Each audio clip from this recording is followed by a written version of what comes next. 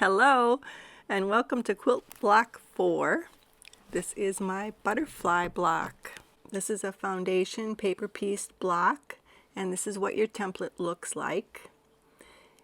The template makes a 6-inch finished block. If you'd like to make it larger, instead of printing at 100%, just print at a higher percentage. You will have the size you need.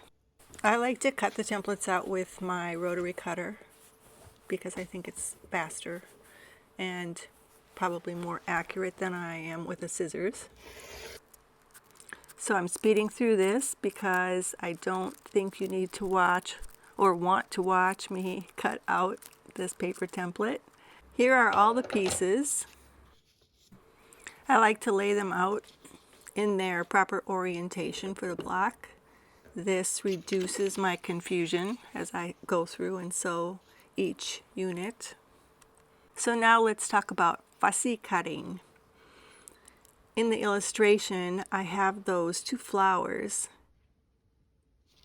and I want to recreate that in the actual fabric. So I'm using the template to line up to see. Looks like if I place them so that those letters and numbers are right on the center of the flower, it will work. However, what I decided to do is print a second template and then cut out the areas so that I can actually see what I'm doing.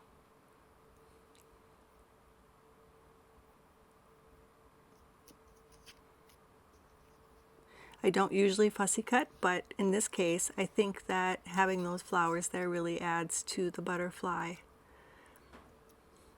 And I'm considering doing it with those 2 as well.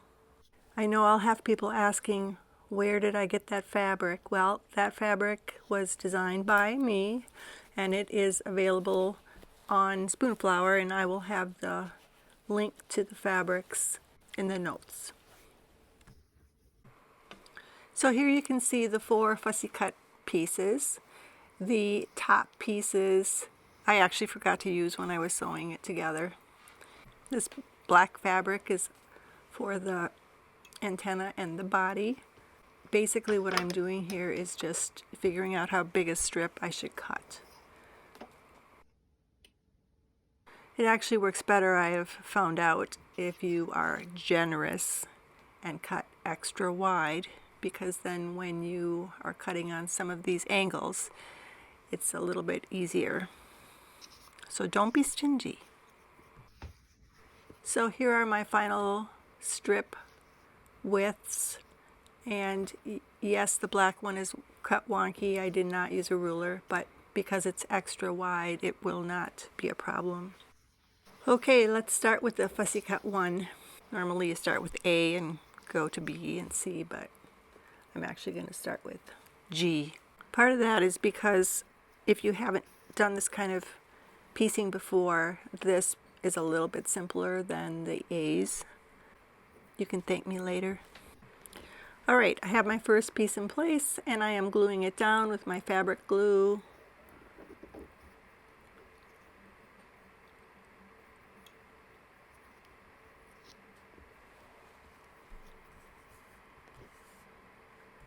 Normally I fold all of the seam lines in both directions before I start on all the templates, and today I was just, I guess, too excited to start sewing this together, and so I'm doing it now.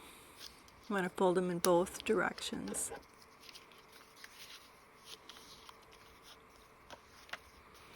Okay, we have the first piece right side up, glued to the template right side up. We're going to fold on that first stitch line, and we're going to trim it to the 1/4 inch. And then we're going to take the aqua fabric and place it right sides to the other fabric, right sides together, lining up the edges, and you're going to sew right next to that paper template. Do not sew on the paper template.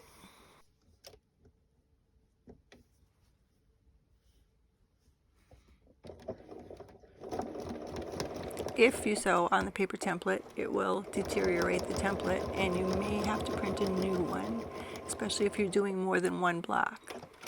I love the folding method. There are other methods where you sew through the paper, but then you need a template printed for every single one. So fold and finger press, and I am going to trim. Make sure you don't trim it too short. And a little dab of glue will hold it in place.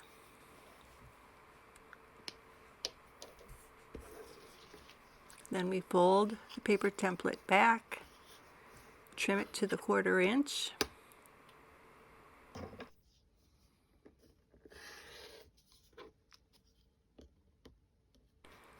And then we repeat that process with the last piece of fabric.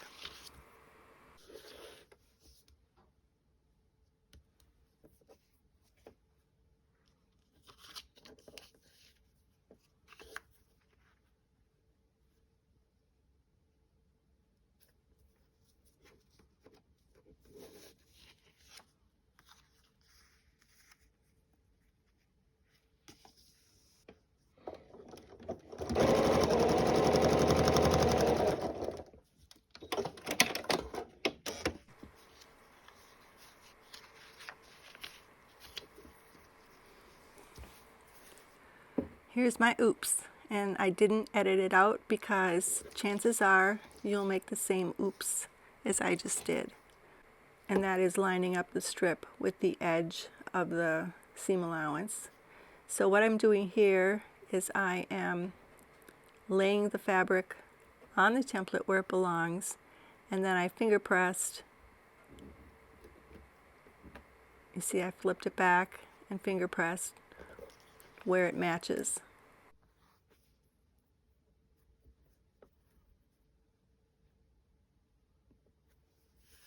And here I'm laying it on there and I'm double checking to make sure that it covers the template at both edges. Then I fold the template back and sew it again.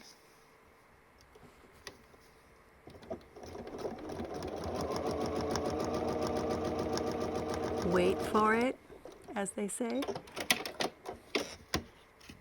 And here we go. Ta-da! And by the way, the white stuff that you see on the right side, that's not actually the template showing through. That's actually the selvage, which will be taken up in the seam. Okay, last thing is to trim around the edge of the template.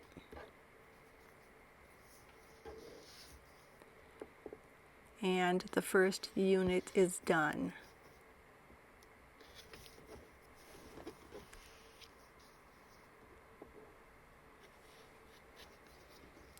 Ta-da! Now we move on to the next unit. It's the same process. I'm going to speed through it because it would take a long time if you watch the whole thing in actual time. So if you get lost, just go back to this first unit and refresh the steps, and you should have no problem getting through these. Don't be intimidated by the ones with the skinny strips. They work out just fine. The skinniest strip is a 1/4 inch, so it's totally doable. And of course, if you don't want to go that small, you can always enlarge the template and make a bigger block. So here we go, high speed.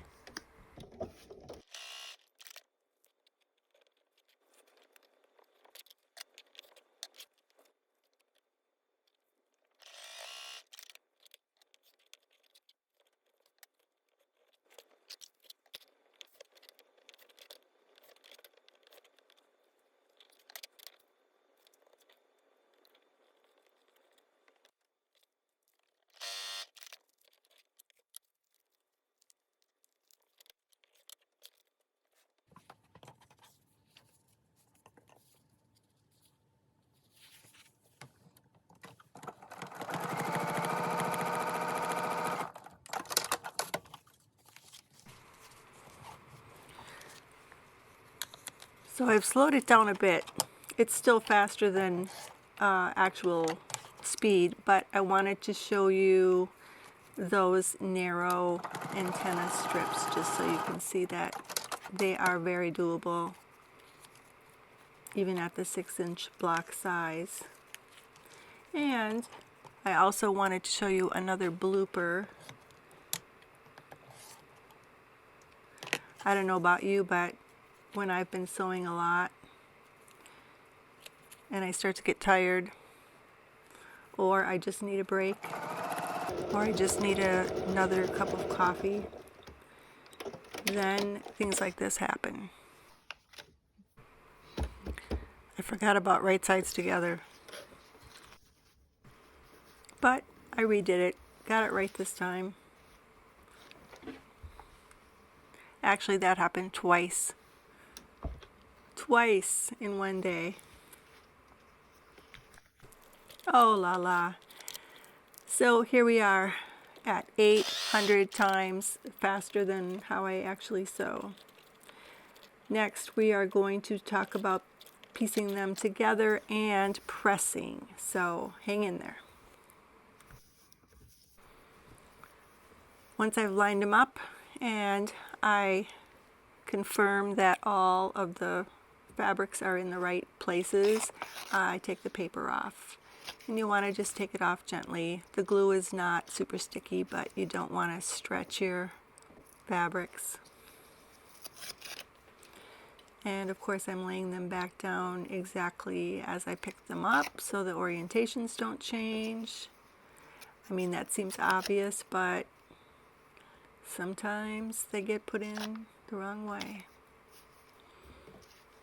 Alright, so let's start sewing them together. I'm going to sew all the horizontal pieces together, and then we will sew those strips together. I'm going to speed parts of this up, but I will slow down for some of my tips coming up.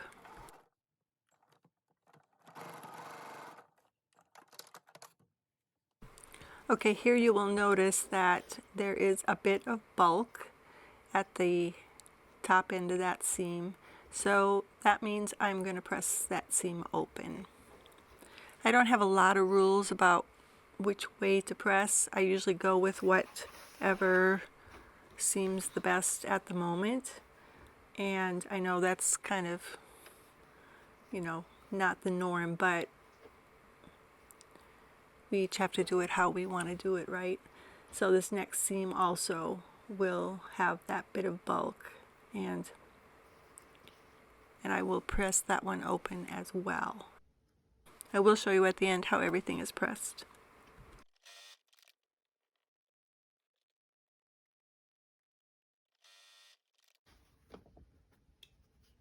Okay, so we are ready.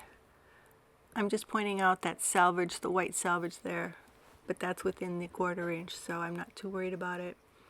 I'm going to zoom in here so that I can show you how I line up that black body with the blue space between the antennas.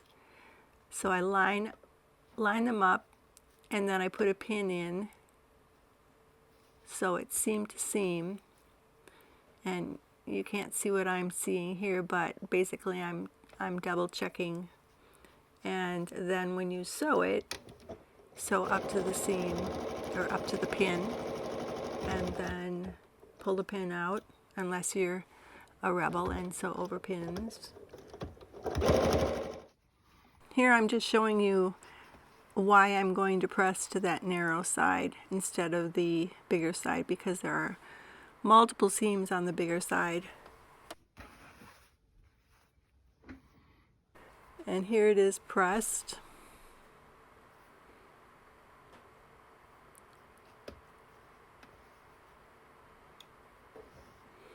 And then to match the body of the butterfly with the bottom of it to the top of it, I do the same thing with the pin matching the seams.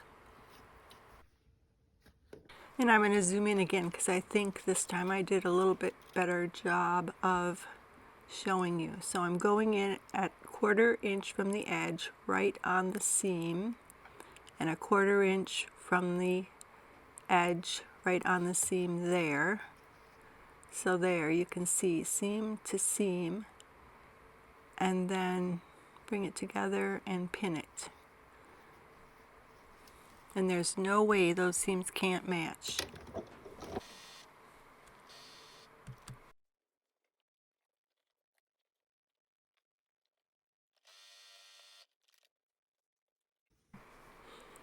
And here we have the printout next to the actual sewn block, and you can see, oops, I forgot I forgot to use those fussy cut pieces, but oh well, maybe I can use them somewhere else. And there's a close-up for you. And then of course I did a little digital mock-up just to see what it would look like. And I think these blocks are obviously a little bigger than 6 inches, but you can make them whatever size you like. And once again, the fabric links and the download link, which is free at this point, is available in the notes. Thanks for watching. See you next time.